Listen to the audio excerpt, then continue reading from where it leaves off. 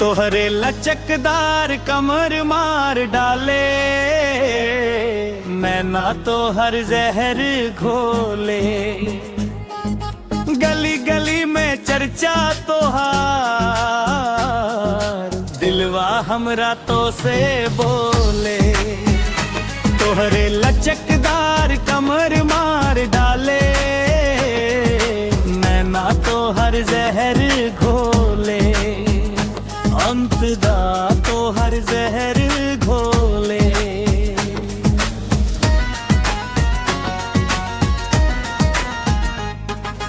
जब तू सज धज के बाजार निकल, सवा भी रुक के देखे। लाल लिपस्टिक काला काजल दिल के चैन छीने।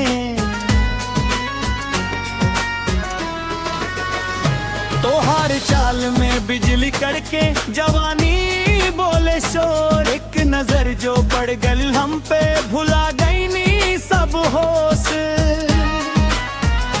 तोहरे लचकदार कमर मार डाले, नैना तो हर जहर घोले। गली गली में चर्चा तोहार, दिलवा हमरा तो से बोले। अंतरा हमरा तो से बोले।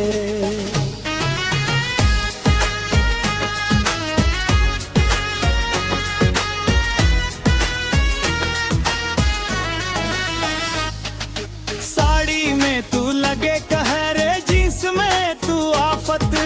तोहरे पीछे पागल बानी, सुन ले दिल के हालत।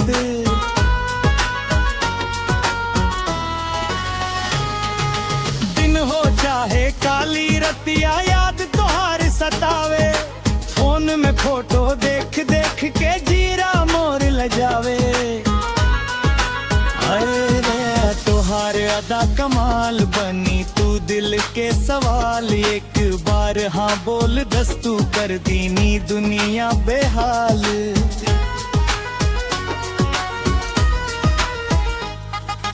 मांग में तोहरे नाम लिखाइब, सिंदूर बने पहचान।